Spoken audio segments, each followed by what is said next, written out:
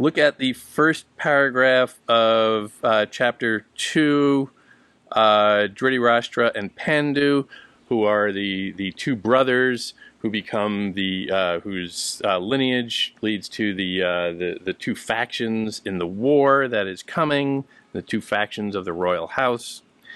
Now came a joyful time. It was as if the coming of the three Bharata princes conferred a benediction on the land.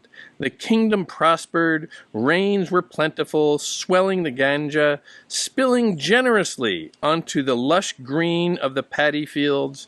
Plump ears of barley, rice, fruits, vegetables were piled high in the markets. Livestock thrived, and granaries were full to overflowing. Well, isn't that nice? That's a nice little postcard for what a great place that is. Now came a joyful time, another golden age they're waving here at us. It was as if the coming of the three Bharata princes conferred a benediction on the land. And then everything in nature and society celebrated the coming of the three princes.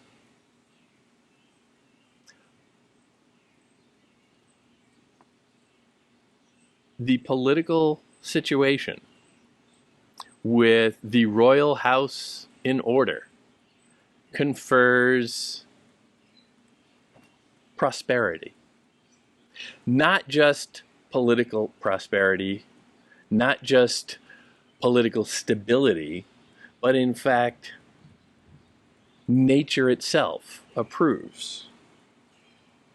Rains were plentiful, swelling the Ganga, spilling generously onto the lush green of the paddy fields. It seems to me that political rule does not really affect rain. Maybe I missed that in poli-sci class. But here they're being equated. Nature and politics coalesce.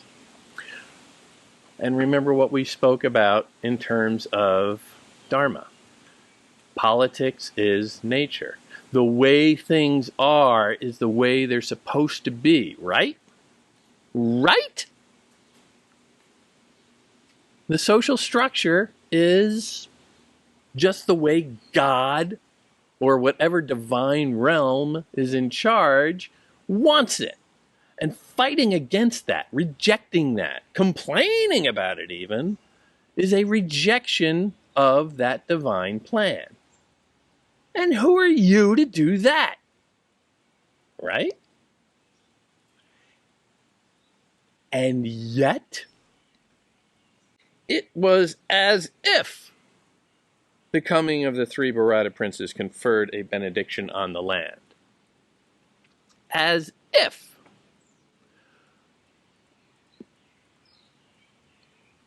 That's what you call a poetic idea. That's what you call, well, it's a kind of simile. It is a kind of supposition. It is you coming along and interpreting natural processes and saying that's because of the political situation. So even here, we get an imposition of the telling of the story over the story itself. The story here is that the rains came, the river swelled, it led to great vegetation, as it tends to do. Farming became more profitable, more lush. People had more food. They were happier. A golden time for the land. In the middle of that, we are told it was as if all of that happened because of the political situation. Because these three princes were on the job, in the house. The future looked bright because these guys, the royal house, was secure and stable. That's the poet coming in and saying all that. That is the telling. That is not the story. That is the art, not the nature. And beware of the art.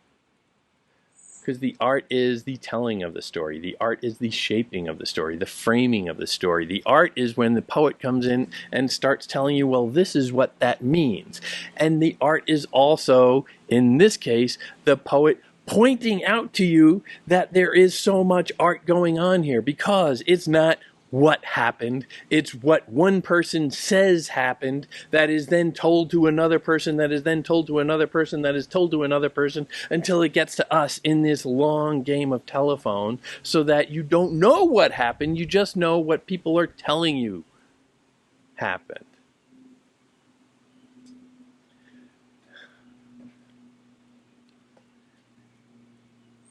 So in that little stanza, which is a term of art, in that little stanza, we are told that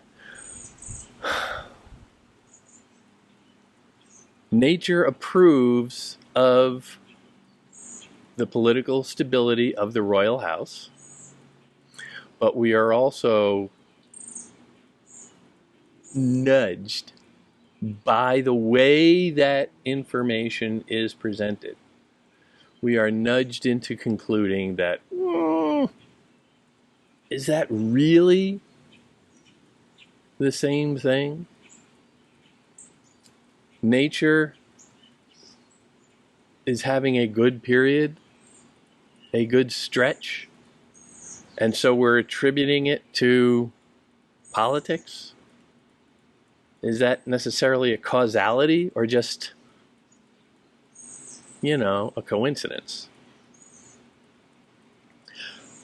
So the poem is shifting that. Again, plausible deniability. The poet wants to be able to point to that and say, look, I am writing this for the great royal house of the Bharatas, and your great-great-grandfather, whoever it was, he gets the credit for all of this. Yes, look, he made nature good.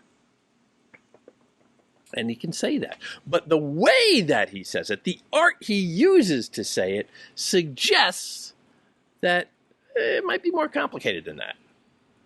It's not necessarily so certain. And it's very easy to miss.